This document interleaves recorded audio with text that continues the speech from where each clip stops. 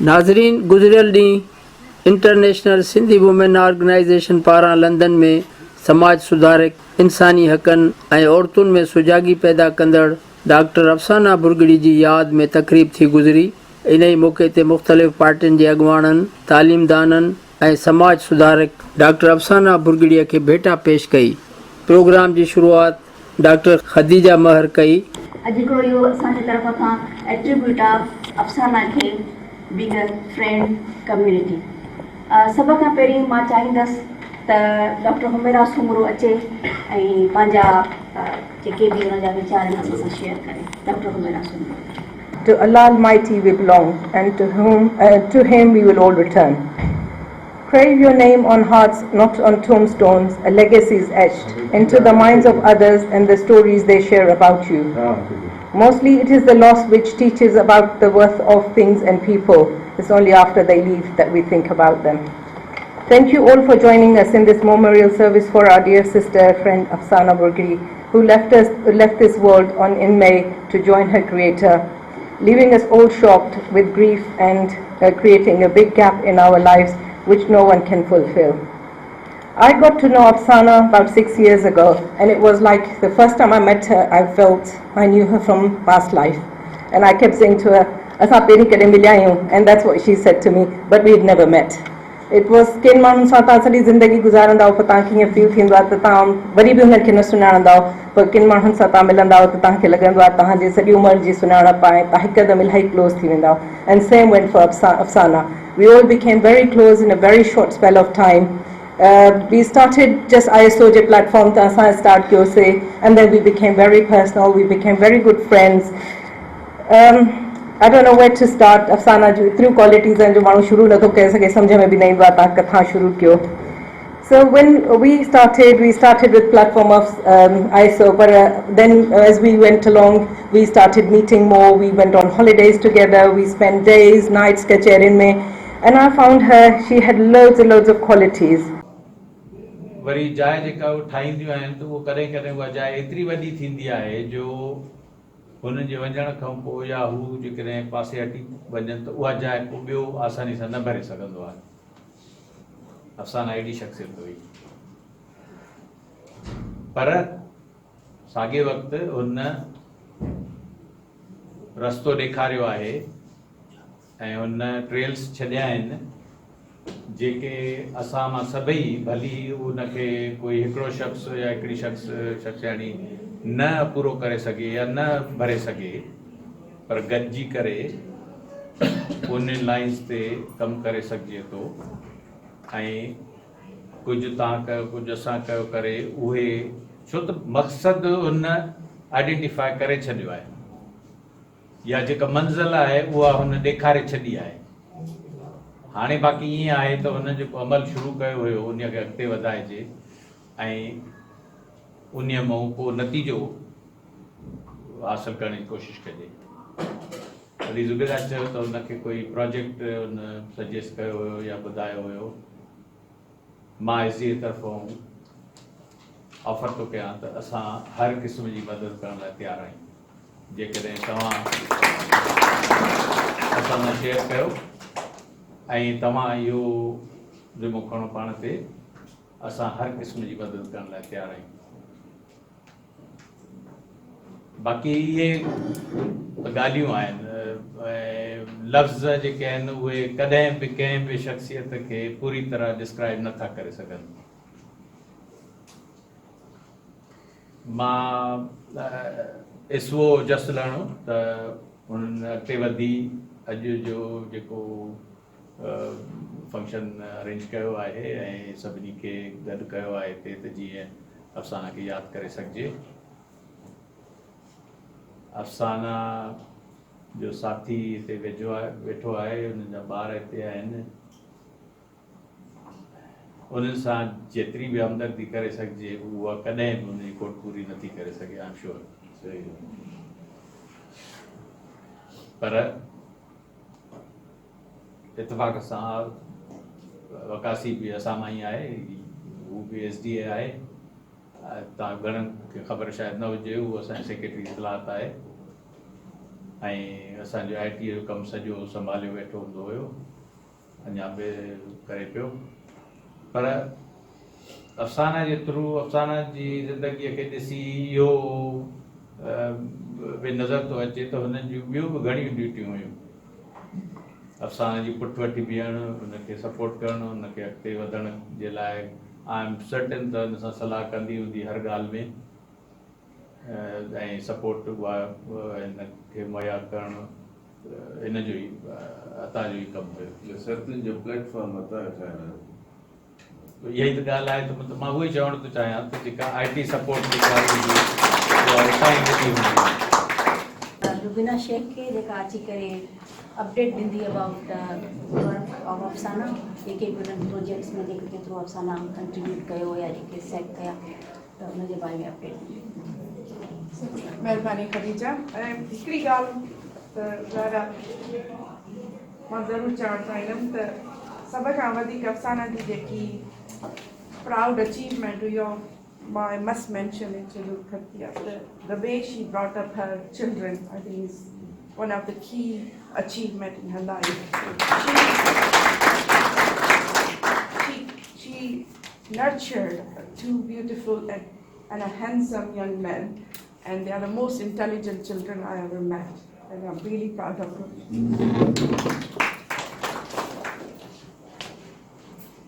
So मूंखे थोरी update आहे, मां ब्रीफ ॾींदमि सिंसरतियुनि जी अचीवमेंट जे पॉइंट ऑफ व्यू खां, त जीअं पोइ असां हिन शइ खे डिस्कशन में कन्वर्ट कयूं हीअ सेशन। नवंबर में हिननि पहिरीं ग्लोबल औरत कॉन्फ्रेंस हैदराबाद में कई, तमामु वॾी, जेका सभ खां सक्सेसफुल कॉन्फ्रेंस रही, तमामु वेल एस्टेब्लिश्ड ऐं काफ़ी औरतुनि ॻोठनि ॻोठनि मां शामिलु थियूं।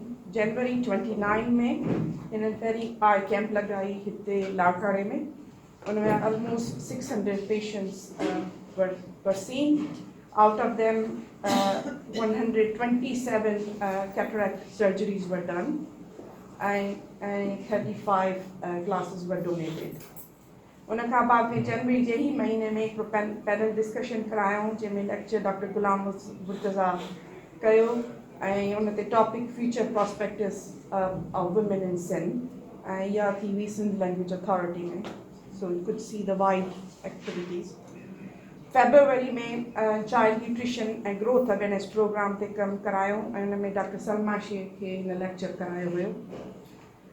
उनखां बाद में फेब्रुअरी में 2019 साॻे महीने में स्किन कैंप टंडिवालार में लॻी, ऐं जिते doctor Umar I think Umar Talpur actually उन्हनि डॉक्टर साहब खे हेल्प कई हुई कैंप लॻाइण में।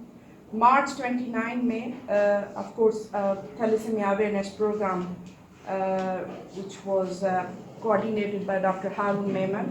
But thalassemia project अहिड़ो आहे जेको लास्ट 2 सालनि खां वठी अफ़साना जो हिकिड़ो प्राइम प्रोजेक्ट रहियो आहे, जेको हुयो त एक्चुअली हुकूमत ही सेंटर ठारायो हुयो, पर हुन में इलाही एस्पेक्ट्स हा, जीअं बिजली थी, जीअं सोलर पैनल हलाइण थिया, अवेयरनेस रेज़िंग फैमिलीज़ में, इहो सॼो कमु जेको आहे उन जी जेके फंड जनरेशन हुई उहा बेसिकली हितां थींदी हुई, जंहिंमें अफ़साना विड़ी सिड़ी, पर उन कम में काफ़ी माना उन ॻाल्हि खे प्रमोट कयो कि UK जी सिंधियुनि में, ऐं SDAB ऐं ISW बि ॿिन्ही गॾिजी हुनखे सपोर्ट कंदा रहिया। उनखां बाद में वरी हिननि अप्रैल 2019 में स्किन कैंप हणाई टंडोबागो में, जिते ऑलमोस्ट 1000 पेशेंट्स ॾिठा विया, ऐं उनखे फ्री मेडिकेशन ऐं एडवाइस ॾिनी वई। ऐं उनखां बाद में मई 2019 में काफ़ी वेरियस लेक्चर्स ऐं फंड रेज़िंग फेस्टिवल्स ऐं बाज़ार हलायूं आहिनि, जंहिंमें सिंसर लाइ फंड रेज़ कया विया।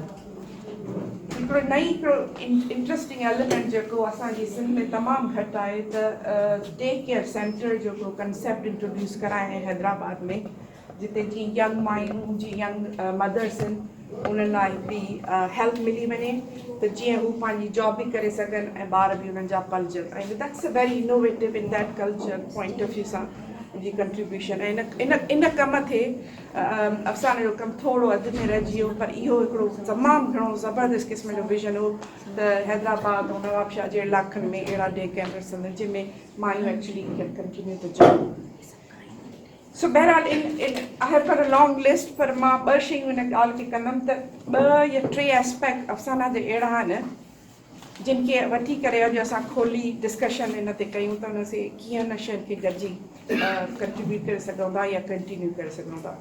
हिकु त थैलेसीमिया सेंटर जी कॉन्स्टेंट सपोर्ट जंहिंमें अफ़साना वरी क्लियर हुई त असांखे करणी पवंदी, छो जो हिकिड़ो त अवेयरनेस जो इशू जेको आहे उहो कॉन्स्टेंट इशू आहे, ॿियो उन्हनि जी जेका डे टू डे स्पेंडिंग आहे ऑपरेशनल कॉस्ट आहे उन में कंट्रीब्यूशन आहे, छो जो हुकूमत त सेंटर हणाए छॾियो आहे पर उनजी ऑपरेशनल कॉस्ट हिकिड़ो वॾो फैक्टर आहे जंहिंमें अफ़साना जी काफ़ी कील हुई इन शइ खे मेंटेन करण में, ऐं यूके सिंधियुनि जी कंट्रीब्यूशन शी वॉज एक्सपेक्टिंग। टी हिकिड़ी इंपॉर्टेंट शइ ज़ाहिर आहे सिंध सटियूं, उनजी कंटिन्यूएशन, उनजी लीडरशिप त ख़ैर ज़ाहिर आहे त मतिलबु इंटरनेट ते हले थी, पर उनजा जेका ऑब्जेक्टिव्स में ॿ टे शयूं वेरी क्लियर आहिनि। हिकिड़ियूं त जेकी हेल्थ कैंप आहिनि उनमें मां सम्झां थी असांजो रोल आहे सॼी कम्यूनिटी जो, ऐं उन ते डिस्कशन करे सघिजे त उन्हनि शयुनि खे कीअं कंटिन्यू कजे, उनखे फॉर्मलाइज़ स्ट्रक्चर थी करे। अदालत खुलो आने के जेके सेक्रेटरी जनरल आहिनि वर्ल्ड सिंध कांग्रेस जा अदालत खुला बेटा ये चयो त नसे वण वणनि में नसे काचा पसियो बाज़ारियूं हींअर लूण थी हिन क़िस्म जे जेड़ा वेठो आहियां हिन क़िस्म जे इवेंट्स में त अधी असां सां गॾु हूंदी हुई ऐं अॼु बि असां सां गॾु आहे। सिंधीअ में चइबो आहे त मौत बरहक़ आहे, जेको जेकर ठहियो आहे उहो हिकिड़े ॾींहुं ज़रूरु टुटणो आहे, कॾहिं असीं ढलिया हलंदासीं। मौत इंसानी हक़ीक़त जो, इंसानी ज़िंदगीअ जो तमामु ॾुखो ईंदड़ हक़ीक़त आहे। हुनजा ॿ पहलू, हिकिड़ो ज़ाती पहलू, हिननि ॿारनि लाइ छपर छां हुई, अते बकासीअ लाइ बरजुलो हुई, असांजे लाइ ॾंढ हुई।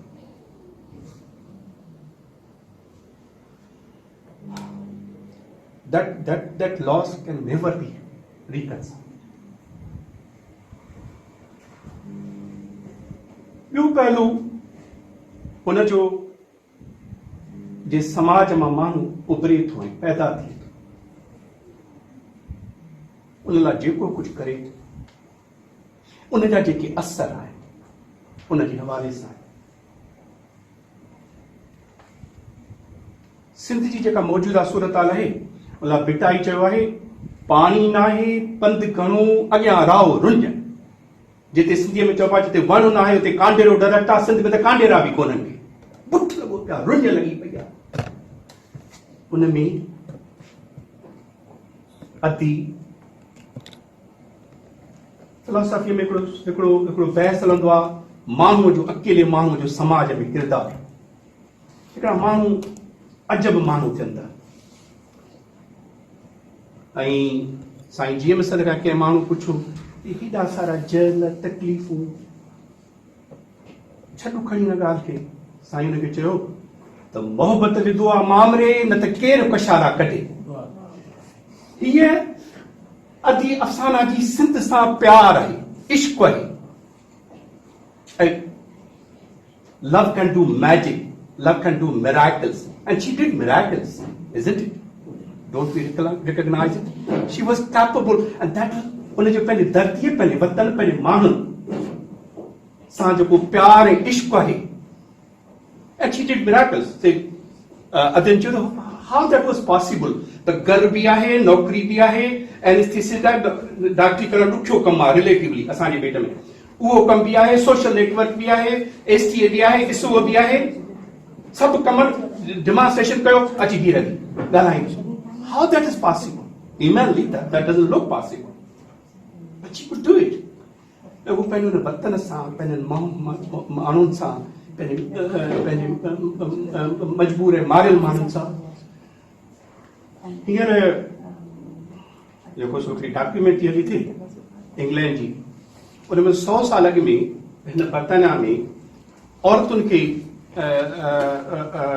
वोट करण जो हक़ कोन हो।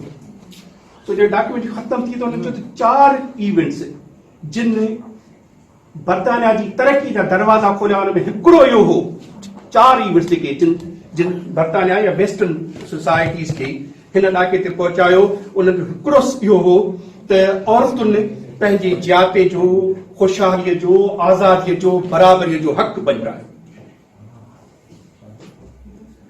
अदी सिंध जी ख़ुशीअ ऐं ख़ुशहालीअ जा ख़्वाब ॾिठा त ऐं ॿियो वॾो जेको सभु ॾिठो त हिननि सोसाइटीज़ में उहे इंस्टीट्यूशन्स ठाहिनि था, माण्हू हली थो वञे, इंस्टीट्यूशन्स आहिनि, हलंदा था रहनि। अदीअ सर्तियूं जी शिकिल में उहो इंस्टीट्यूशन ठाहियो आहे, पर जेके फ़र्द ऐं उहो कंटिन्यू रहंदो ऐं she has created enormous inspiration, माण्हुनि जेके कंटिन्यू रहंदा, पंहिंजे लाइ प्यार, पंहिंजे लाइ इज़त, इंस्पायरेशन जेके माण्हुनि खे मूव कंदा, इट क्रिएट्स मोमेंटम। पर उन जे बावजूद बि हिकिड़ी शख़्सियतूं तारीख़ जे हिकिड़ी मख़सूस प्रोसेस जो पैदावार थियनि थियूं, ॾाढी ऊची ॻाल्हि आहे। ख़ाल ख़ुदा करे असांजी उमेद आहे त दर्जे, पर इसरी अदी अफ़साना जहिड़ो माण्हू ऐं का तारीख़ी के अजीब प्रोसेस में पैदा थियनि था।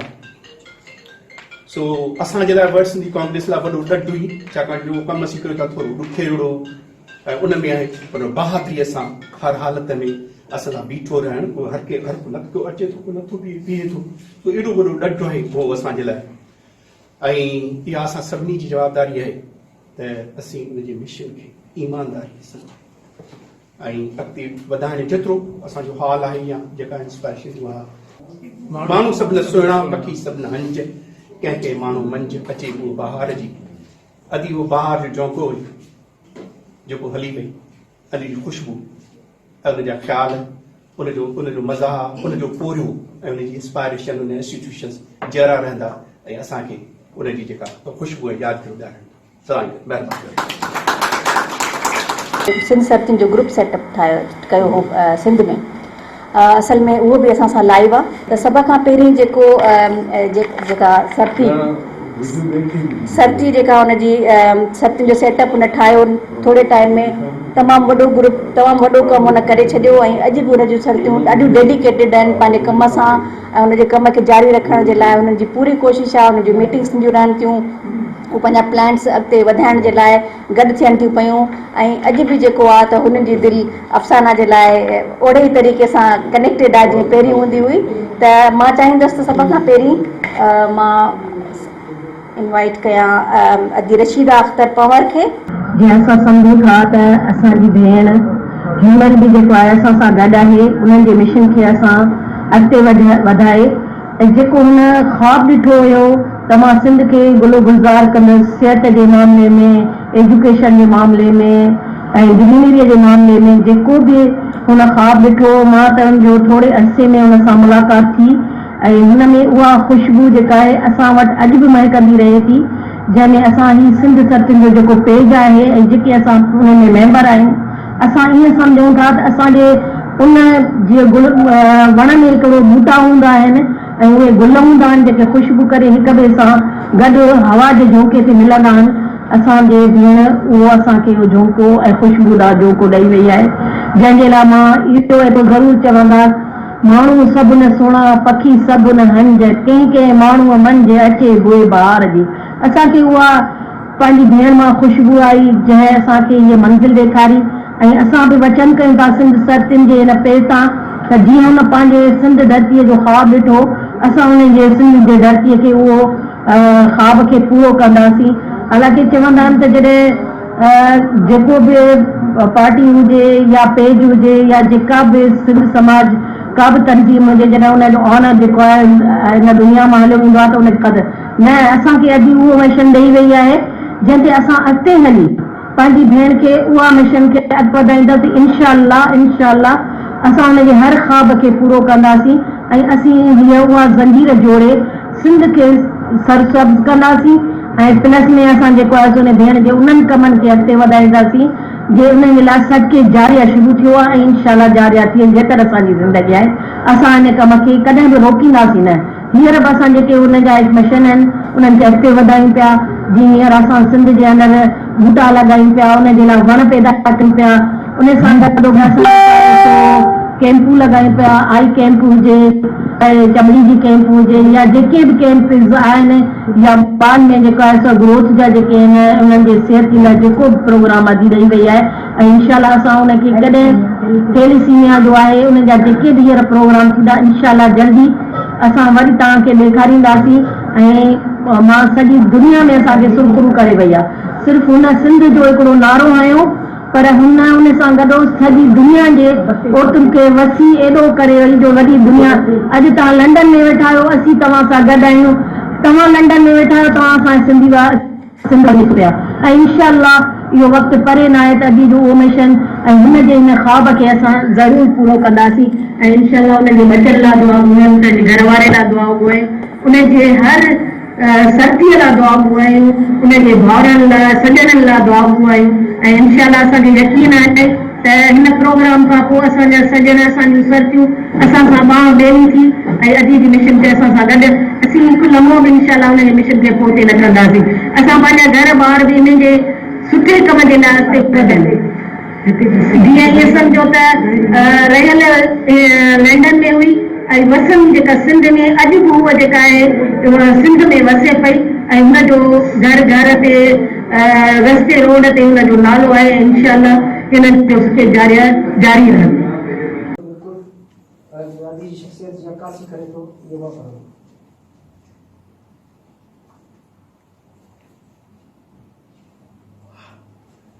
वण खां मेवो कनि पाण न खाइनि पंहिंजो, ठिकर भितर अंबड़ा धूणो धार सहणु, पसो लॻे लतीफ़ चए वीचारनि मुननि, किरियो हर ॾियनि ऐं मुंद मुक़ाबिल पंहिंजे। महिरबानी जी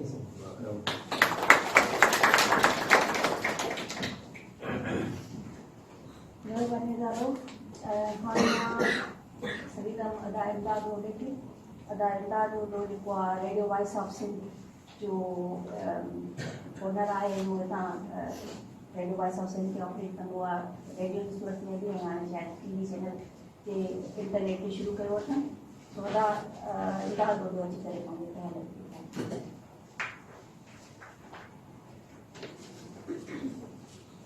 सभ खां पहिरियां मां पंहिंजी भेनरुनि जो फ़राइज़ो आहियां जिन अॼु अफ़साना जी यादि में ही जेका गॾिजाणी अरेंज कई आहे इन मां ज़ाहिर थींदो त असां अञा ज़िंदा आहियूं,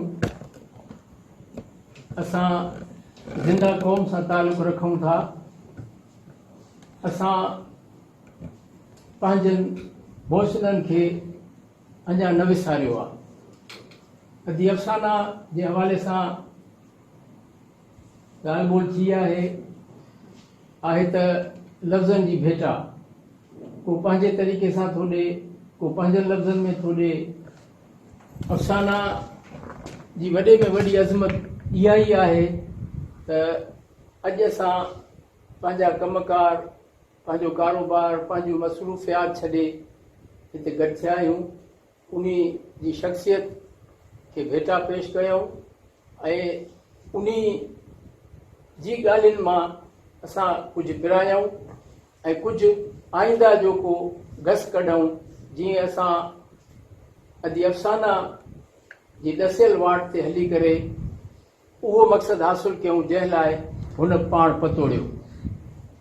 अॼु अफ़साना घण पासाई शख़्सियत हुई ऐं जंहिं बि पासे खे तव्हां ॾिसंदव त उन में हुनजी गहराइप तव्हांखे नज़र ईंदी। जीअं डयर साहब चयो त एसडीए में जेकॾहिं हुई त तमामु गहरो किरदारु हो उन जो। उहो एजुकेशन चैप्टर ॾे बि हली वई, हेल्थ जे चैप्टर ॾे बि हली वई ऐं काफ़ी शयूं जेके आहिनि से हुन उते इंट्रोड्यूस कयूं, छाकाणि इहो वरी उन पासे ते उन जो इश्क़ हुयो। वरी ॿिए पासे जेकॾहिं तव्हां उन खे ॾिसंदव त क़ौमी जदोजहद सां उन जो इश्क़ जेकॾहिं तव्हां ॾिसंदव त तव्हांखे उहा पाकिस्तान हाई कमीशन जे आॾो बि एहतजाज कंदे नज़र ईंदी, जंहिंजी तव्हां क्लिप ॾिठी। तव्हां 10 डाउन स्ट्रीट जे आॾो बि उनखे तव्हां ॾिसंदव, उहा उते तव्हांजे आॾो हूंदी। धरती जे ॾुखनि ऐं सूरनि जे ख़ात्मे लाइ जिते बि सॾु थियो उते अफ़साना अची पहुती। ॿियो पहलू उन जो जेको हुयो उहो हुन थोरे ई वक़्त में जेको सरतियूं वारो जेको हुन प्लेटफॉर्म सोचियो, उन हवाले सां बि हुन जूं मासां काफ़ी कचहरियूं थींदियूं हुयूं।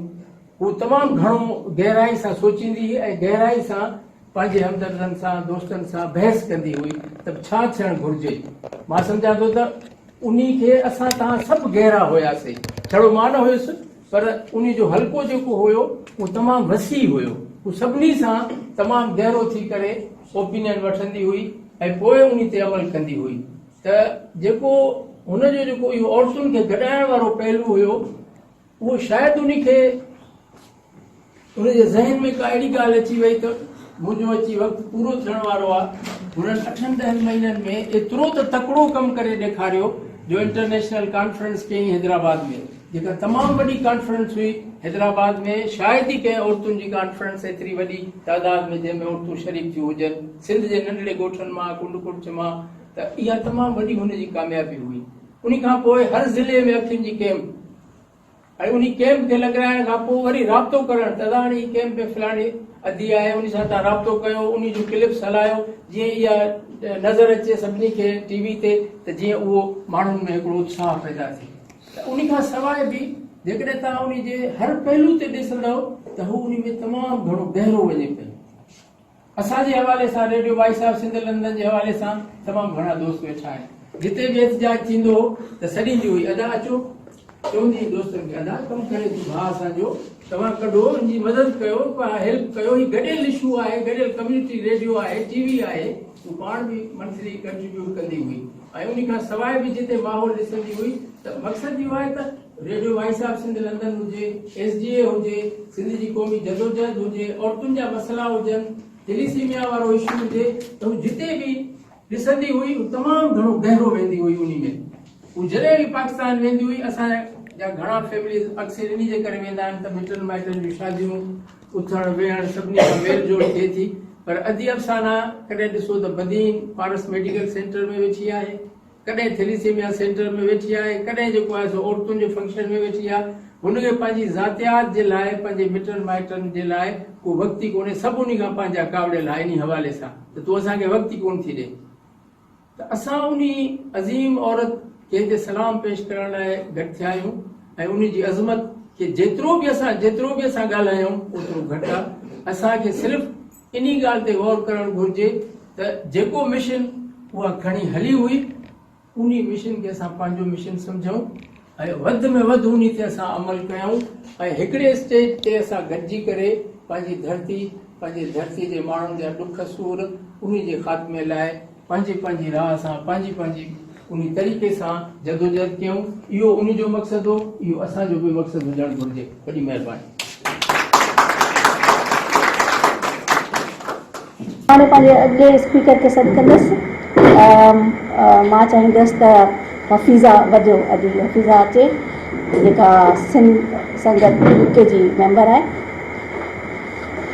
अॼु हफ़ीज़ा अफ़साना जेका आहे सावा लतीफ़ जी सूर में जंहिंमें चकियनि उहे ससुई बि हुई, उनमें माड़ी वांगुरु मोहबत बि हुई, हू सुहिणी ससुई वांगुरु जेका आहे सो आशिक़ बि हुई, हुनमें आशिक़ी वधीक हुई। त हू जेका आहे सो हर वक़्तु सिंध जे बारे में, पंहिंजी धरती जे बारे में, पंहिंजे मारूरनि जे बारे में, उन जे मसइलनि जे बारे में हर वक़्तु सोचींदी रहंदी, न सिर्फ़ु सोचींदी रहंदी हुई, और जेके कमु कया आहिनि उहे बहितरीनु कमु कया आहिनि। असांजो अॼु अफ़साना सां जेको आहे सो पोएं साल खां वधीक मुंहिंजो राब्तो रहियो ऐं मुंहिंजो असां सां रहियो। जॾहिं 1970 जो ग्रुप ठाहियो त अगस्त जे महीने में 4 इंटरव्यू मुंहिंजो वरितो, असांजी कचहरी अथई ऐं करे इंटरव्यू वठंदी हुई, पोइ चवंदी हा कंहिंखां इंटरव्यू वठां, पोइ जेको इंटरव्यू ॾेई ईंदी हुई वठंदी हुई त उनखां पोइ पुछंदी ॾे ख़बर जो फीडबैक छा आहे।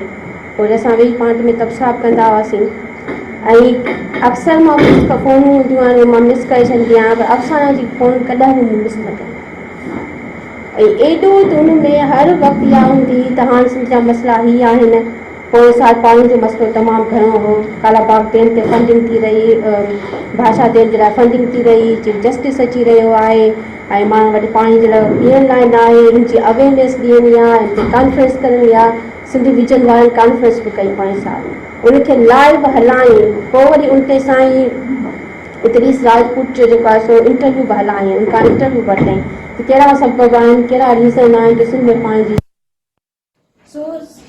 अफ़साना हिकिड़ी सियासी समाजी ऐं बाशऊर ऐं मोहबत कंदड़ औरत हुई उहा हिकिड़ी माउ हुई उहा हिकिड़ी बहितरीन साथी हुई अदा जे लाइ ऐं असांखे तमामु घणो लास थियो आहे पूरी सिंध खे सॼो लास थियो आहे त असांखे बहितरीन दोस्त हमदर्द साथी सिंध जी अफ़साना जी फ़ोन कॾहिं बि मिस न कई एॾो त हुन में हर वक़्तु इहा हूंदी त हाणे सिंध जा मसइला हीअ आहिनि पोइ साल पाणी जो मसइलो तमामु घणो हो कालाबाग डैम ते फंडिंग थी रही भाषा डैम जे लाइ फंडिंग थी रही चीफ जस्टिस अची रहियो आहे ऐं माण्हू वटि पाणी जे लाइ पीअण लाइ न आहे हिन जी अवेयरनेस ॾियणी आहे हिन ते कॉन्फ्रेंस करणी आहे सिंध विजन वारनि कॉन्फ्रेंस बि कई पाण साल उनखे लाइव हलायूं पोइ वरी उन ते साईं इतरीस राजपूत जो जेको आहे सो इंटरव्यू बि हलायूं उनखां इंटरव्यू वरितई कि कहिड़ा सबब आहिनि कहिड़ा रीज़न आहिनि जो सिंध में पाणी जी अफ़साना हिकिड़ी सियासी समाजी ऐं बाशऊर ऐं मोहबत कंदड़ औरत हुई उहा हिकिड़ी माउ हुई उहा हिकिड़ी बहितरीन साथी हुई अदा जे लाइ ऐं असांखे तमामु घणो लास थियो आहे पूरी सिंध खे सॼो लास थियो आहे त असांखे बहितरीन दोस्त हमदर्द साथी सिंध जी जेका अज़ीम कहाणी असांखां विछड़ी वई आहे पर उहा असां सभिनी जे अंदरि में क्षमा जॻाए वई आहे जुस्तजू जॻाए वई आहे तव्हां सभु कुझु न कुझु करे सघो था जेका सखर में वेठी आहे उहा कुझु करे सघे थी जेका बदीन में वेठी आहे उहा जेका चाहे थी कुझु करे सघे थी जेके थरपार्क में जेके कैनेडा में वेठा आहिनि उहे कुझु करे सघंदा पूरी ग्लोबली बि जेको आहे उन्हनि सभिनी खे सॼी दुनिया जे माण्हुनि खे सिंधी औरतुनि खे बि जॻह ते गॾु कयो न सिर्फ़ु गॾु कयो उन्हनि खे मोटिवेट कयो उन्हनि खे इंकरेज कयो उन्हनि में उत्साह पैदा कयो त तव्हां कुझु करे सघो था तव्हां में उहे हिमतूं आहिनि हाणे मां दावत ॾींदसि सदा नज़ीर ॾियण खे अची करे असांजो अदी सां काफ़ी पुराणो तालुक़ु एक्चुअली हुयो तव्हांखे शायदि न आहे त उनजे फादर मुंहिंजो फादर इरिगेशन डिपार्टमेंट में कॉलीग्स हुया उन हिसाब सां तॾहिं त असांजी नंढा ॿार हूंदा हुआसीं अलबत्ता ब्रदर अबू अली ऐं मां सेकेंडरी स्कूल में क्लासमेट हुआसीं उन खां पोइ अबू अली सां विच में हिकिड़ो दफ़ो मुलाक़ात थी हुई पर हींअर असां गुज़ारे वञण खां पोइ अबू अली सां मुलाक़ात थी असीं पाड़ेसरी बि हुआसीं सिविल लाइन्स हैदराबाद में ऐं उन्हनि जे फादर अची करे बुरगड़ी हाउस घर ख़रीद कयो ऐं असां बि घर ठाहिरायोसीं हैदराबाद में मुंहिंजो फादर सो असांजो तमामु पुराणो तालुक़ु ॿियो तालुक़ु इहो हुयो त मूंखे हींअर पंहिंजी वाइफ यादि करायो त संदसि ब्रदर ऐं असांजा क्लासमेट हुआ LMC में त काफ़ी ॿियो तालुक़ु जेको आहे सो अतावला जे हवाले सां छो त मां जॾहिं पाकिस्तान वियुसि 93 में त अतावला ऐं मां गॾिजी थिएटर में कमु कंदासीं वरी अब्दुल अली हॉस्पिटल में केस कंदा हुआसीं पोइ असांजो तालुक़ु काफ़ी पुराणो आहे पोइ तालुक़ु असांजो ठहियो जॾहिं ही पीटबरा आया अचे करे रहिया त पीटबरा में सिंधी पाड़ो ठहियो जंहिंमें असांजा ॿिया दोस्त अची करे रहिया त उते असां पहिरियों दफ़ो काफ़ी हिननि सां मिला विचण ऐं फैमिली जो अचणु वञण तालुक़ु ऐं हिननि जी पाण में मोहबत तयब ऐं हिननि जी उहा नज़र आई तमामु हिकिड़ो सुठो साॻी बिल्कुलु अक्रॉस द रोड ही रहंदा हुया हाणे मूव करे विया ॿिए पासे त उते पहिरीं दफ़ो असां अफ़साना सां वधीक फैमिली ऐं लेडीज़ जो पाण में तालुक़ु ॻाल्हाइणु उनजी पर्सनैलिटी जे बारे में ॼाणणु वधीक ख़बर पवणु जेको आहे सो शुरू थी सो अदिन ॻाल्हायो आहे उनजी पर्सनैलिटी जे बारे में काफ़ी, पर असीं कार में ॻाल्हाईंदा पिया अचूं ऐं डिस्कस कंदा पिया अचूं त जेतिरो माण्हू अफ़साना जे बारे में ॻाल्हाए थो त ओतिरी वधीक नॉलेज मिले थी। अहिड़े तरीक़े सां जो समुंड जे अंदरि तव्हां गोतो लॻायो तव्हांखे ॿिया मोती मिलंदा, फार्मिंग जा उन्हनि खे एक्सप्लोर करे, त इट जस्ट शोज़ त अफ़साना जा केतिरा मुख़्तलिफ़ ज़िंदगी जा पहलू। हाणे हिननि घर वरितो रिसेंटली, हुन में घर में हिननि जो ख़्यालु त मूं कंदासीं, अफ़साना वीचारी वियासीं त बॉक्सिस बि भरे रखिया त वापसि अची करे असां घर में ईंदासीं। वर्सेटाइल पर्सनैलिटी, केतिरा पहलू अदी जे पर्सनैलिटी जा हुया। एग्ज़ाम्पल असांजे लाइ छॾी वई आहे त असां जेके मर्द आहियूं ख़ासि तौर ते, सो चैरिटी वर्क जे अंदरि अदी जी बिग थिंकिंग हुई। तव्हांखे यादि हूंदो त शुरू में जॾहिं हुनजो वॾी सोच जेका हुई, वॾो प्रोग्राम कॾोगन हाउस में जेको हुननि रखणु चाहियो पिए, अमेरिका को फनकार असां वटि आई, मोबिलाइज़ कई असांखे, घर घुराई, मानी खाराई, पोइ ॾेखारी त हीअ प्रोग्राम आहे कि ॿी संदसि फ्रेंड हुई पीटरबरा में, जंहिंसां मिली करे सॼो मक़सदु इहो त चैरिटी फंड रेज़िंग कयूं ऐं जेके हुनजा प्लान्स हुआ उनखे असां रियलाइज़ कयूं। हाणे मां गुज़ारिश कंदसि अदी ज़ुबैदा मेट्रो खे, अदी ज़ुबैदा अची करे पंहिंजी मेमोरीज़ शेयर करे अफ़साना। असां सभु शाहिद आहियूं त अफ़साना जी जेका पहिरीं कड़ी हुई, असां जॾहिं उनखे आख़िरी ख़ुदाफ़िज़ चवणु वियासीं, तमामु प्यार ऐं एतिराम सां असां उनखे मिटी माउ जे हवाले कयोसीं। उहा हिकिड़ी पहिरीं कड़ी ऐं हीअ कड़ी जेका आहे उहा ॿी कड़ी आहे। ऐं मां उमेद थी कयां त अफ़साना जे सिलसिले में हिन क़िस्म जे कड़ी सिलसिलो असांजे मक़सद वारी ज़िंदगी सां हलंदो रहंदो, इहा मां वॾी भरपूर उमेद कयां थी। ईअं न थिए त पोइ उन खां पोइ वरी असां हिक ॿिए खे चवंदा फिरंदा रहूं त कुझु कजे कुझु कजे, पर असां इहा हिकिड़ी ज़िमेदारी महसूसु कयूं त अफ़साना वाकई असांजे दिलनि में जॾहिं असां चऊं था त उहो तमामु पॉज़िटिव एनर्जी हुई, तमामु हिकिड़ो सुठो इंसानु हुई, त असां उहे उन कड़ीअ खे कड़ीअ सां मिलाईंदा कुझु न कुझु कंदा रहूं। हाणे मां सॾु कंदसि अदा अमीरुद्दीन अबड़े खे अची करे अफ़साना जे बारे में। जेके दोस्तनि हींअर हिते तक़रीरूं कयूं आहिनि, उन्हनि तक़रीरुनि जे पस मंज़र में जेके ख़्यालात मूंखे हींअर उभरी रहिया आहिनि ज़हन में, ऐं उन्हनि जो इज़हार करणु थो चाहियां। पहिरियों ख़्यालु इहो आहे त छा सिंध जंगल आहे? सिंध सूबो जंगल आहे जंहिंजे लाइ सभु माण्हू जेके बि हिते डेवलप्ड कंट्रीज़ में रहनि था उहे ॾींहुं राति परेशान रहनि था। सिंध जो ॿारु स्कूल नथो वञे, सिंध जा स्कूल बंदि पिया आहिनि, सिंध जे इस्पतालुनि में दवाऊं नथियूं मिलनि, सिंध जे औरतुनि खे ठॻो सम्झो थो वञे, सिंध जी औरतुनि सां ज़्यादतियूं कयूं थियूं वञनि, सिंध जी औरतुनि खे आउं हर साल 45 ॾींहं मुसलसल जेके आहिनि से हरूं खणंदे ॾिसंदो आहियां। ऐं उन्हनि जेके स्कूलनि में ॿार पढ़नि था, जेके छोकिरियूं स्कूलनि में पढ़नि थियूं, उहे जीअं 7वीं जमात में पहुचनि थियूं त उन 7वीं जमात खां पोइ उन्हनि जी शादी थी वञे थी ऐं शादी खां पोइ उहो स्कूल में नथो अची सघे। इहा सिंध आहे। इन सिंध जी हुकूमत कंहिं वटि आहे? इन सिंध खे केरु ठाहे रहियो आहे? कॾहिं खां ठही आया सिंध? हीअ त 5000 साल पुराणी जेका तहज़ीब आहे, जंहिं ते असां फ़ख्रु कयूं था, जंहिं ते फ़ख्रु करणु अजायो आहे। छो जो उहा जेका 5000 साल पहिरीं वारी तहज़ीब हुई, उन में त मोहन जे दड़े में माण्हू सिविलाइज़्ड नमूने सां रही रहिया हुआ।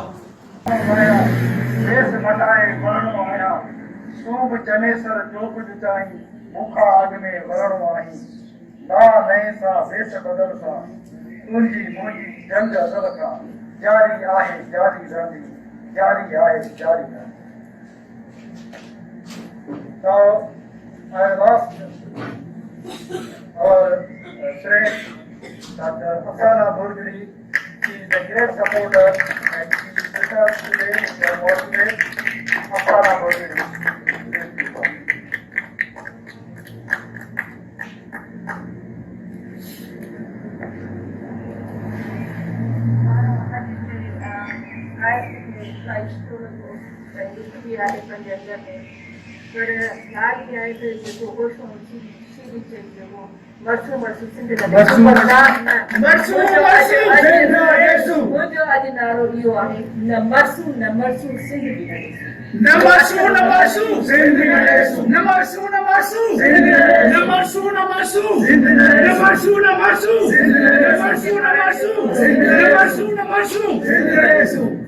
सभिनी खे भाई ॿुधाए सिंधियुनि खे मारण जो सवलो कोन्हे, सिंधियुनि खे दॿाइण जो सवलो कोन्हे. असां सभिनि खां तव्हां केतिरी कोशिशि कई आहे पर असां न दॿिजायूं न मरंदासीं, न ई असांखे कोई मारे सघे. असांजो न्याय स्ट्रॉन्ग आहिनि, तव्हां हुन सां केतिरो बि कर त इन इहो न सम्झंदो अकेलो आहे, असां सभई गॾु आहियूं ऐं असां हमेशह गॾु रहंदासीं ऐं कॾहिं बि इहो असांजी सिंधियुनि खां कोई करे नथो सघे. ऐं जेके असां खणी विया आहियूं सुठा वापसि आहियो. अगरि तव्हां सम्झो था ॾोहारी आहियो ट्रायल कयो, ॿुधायो, असां बीठा आहियूं ऐं कोई इल्ज़ाम आहे त साबित कयो. ऐं अगरि उहो पंहिंजे हक़ ख़ुदि राज़ियत लाइ या पंहिंजे क़ौम खे लाइ पंहिंजे राइट लाइ कोई बि जिदोजहद कनि था त उन्हनि जो हक़ आहे, उहो हक़ उन्हनि खे मिलणु खपे. ऐं असां पंहिंजी माण्हुनि सां गॾु आहियूं. ॾुखियाई शर्मनाक ॻाल्हि आहे रमज़ान जे महीने इस्लामिक स्टेट में तव्हां वेही नियाणियुनि खे पकड़ो था, उनजा कपिड़ा फाड़ो था. इहा एक्सेप्टेबल ॻाल्हि कतई कोन्हे का. न मरसूं सिंध न ॾिसूं.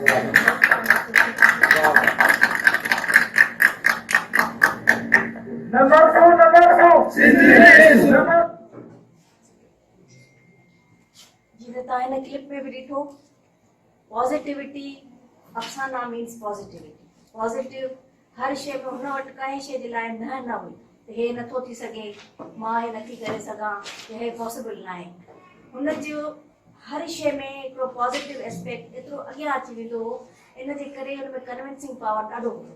कंहिंखे बि इहो कंहिं ॻाल्हि ते बि कन्विंस करे वेंदी. अगरि उहो कमु कंहिंजी बहितरी जे लाइ आहे, कंहिं कम्यूनिटी जी बहितरी लाइ आहे त हुन जे लाइ हमेशह हुन वटि वक़्तु हुयो ऐं हमेशह उहो तयारु हूंदी हुई हर क़िस्म जी हेल्प, हर क़िस्म जी सपोर्ट. छो जो मूंसां त असां सां आइसो हुन कमु कयो आहे. कॾहिं कॾहिं पंहिंजे बजट जे करे, रिसोर्सिस जे करे, इदारा हिते सभु वर्किंग आहियूं, कॾहिं कॾहिं असां बि थोरा झका थी वेंदा हुआसीं त न थी सघंदो अफ़साना, हिन दफ़े लॻे थो असां न करे त एॾो चिड़ी वेंदी. ईअं छो था चओ न थी सघंदो, सभु कुझु पॉसिबल आहे. छा खपे तव्हांखे ॿुधायो, मां थी तव्हांखे करे ॾियां. तव्हां ॿुधायो तव्हांखे छा खपे. त एॾी ॾिसां असांखे असांजी दिलि वॾी थी वेंदी हुई, एॾी सपोर्ट मिली वेंदी हुई ऐं उहो वाकई करे बि ॾेखारींदी. ईअं न त सिर्फ़ु हिकिड़ा माण्हू ॻाल्हियूं कंदा आहिनि ऐं पोइ वरी ज़ाहिर न थींदा आहिनि, पर न, कमिटमेंट जी एॾी पकी. अगरि कंहिं शइ जे लाइ कमिट कयईं त पोइ भले ॾींहुं हुजे, राति हुजे, पॉसिबल हुजे या न हुजे, हुनखे उहो पॉसिबल करे ॾेखारींदी. ऐं हुनखे हिकु दफ़ो न अलाए केतिरा दफ़ा असां सां कयो ऐं असांजे हर ॾुखे वक़्त में, हर ज़रूरत में असां सां गॾु बीठी रही.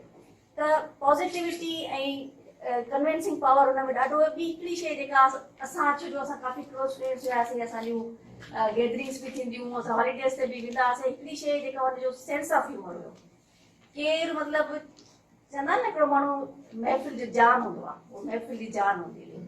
जॾहिं सभई घुमी फिरी वेहंदा हुआसीं, पोइ अफ़साना ऐं असां बसि जॾहिं अहिड़ी ॻाल्हियूं कंदी हुई, खिली असांजे मतिलबु असांजी नई जान जी थी वेंदी आहे, नओं असांखे थक लही वेंदो हुयो हुनजी कचेरीअ में. त सेंस ऑफ ह्यूमर जेको हुयो, अफ़साना जो अहिड़ो पहलू हुयो शायदि घणनि माण्हुनि खे ख़बर न हुजे. त हुन में जेको हे तव्हां ॾिठो क्लिप्स में बि अक्सर कॉमेडी कंदी हुई. त वाकई उहो मल्टी डायमेंशनल पर्सनैलिटी हुई. हुन में एक्टिंग, हुन में जेको आहे कॉमेडी, हुन में जो सेंस ऑफ ह्यूमर, हुनजो सिंसियरिटी, कहिड़ी ख़ूबी हुई जेका हुन में न हुई. मुंहिंजे ख़्याल में इन जे करे ई अलाह साईं हुनखे जल्दी घुराए वरितो, न त हुनजो इहो टाइम न हुई या उमिरि न हुई वञण जी. शायदि सुठनि माण्हुनि जी अलाह खे बि ज़रूरत आहे हिन दुनिया में, हुननि जी शायदि एतिरी उहा नथी थिए जेतिरी अलाह उन्हनि खे उनखे पसंदि थो करे जल्दी घुराए थो वठे इन करे वक़्तु हुनजे वञण जो न हुयो जेतिरा ख़्यालात हुनजे दिमाग़ में हुया हे बि करिणो आहे हे बि करिणो आहे हे बि करिणो आहे मतिलबु हेतिरी नंढड़ी से टाइम में जेतिरो हुन ग्रुप सेटअप कयो तव्हांखे यकीन न ईंदो मां 2-3 हफ़्ता पहिरीं कैनेडा वियसि त सिंध सर्तियूं सॼी दुनिया में फैलिजी चुको आहे छो जो हुन हिकिड़े इंटरनेट जे फेसबुक खे एॾो पॉज़िटिवली यूज़ कयो जो हूअ हिकिड़े lower middle class lower class जे माण्हू जेको जंहिंजे लाइ दुनिया सवाइ चार दीवारीअ जे घर जी चार दीवारीअ जे हुनखे कुझु ख़बर न ॿाहिरि छा थो थिए उनखे हुन फेसबुक जे थ्रू अहिड़ो कनेक्ट करे छॾियो जो सिंध जेके नंढड़े ॻोठारो माण्हू अमेरिका वारे सां पियो ॻाल्हाए त यूके वारे सां बि ॻाल्हाए पियो त दुनिया जे कंहिं बि कुंड में उहो कनेक्टेड थी वियो थ्रू फेसबुक ऐं सिंध सर्किल जे नाज़रीन गुज़िरियल ॾींहुं लंदन में डॉक्टर अफ़साना बुरगड़ी खे संदसि कयल ख़िदमतुनि करे इंटरनेशनल सिंधी वुमेन ऑर्गेनाइज़ेशन पारां थियल तक़रीब जी मुकमिल कार्रवाई अवां जी ख़िदमत में पेश कई वई। Report Imdad Ali Odho, voice of Sindh TV, London.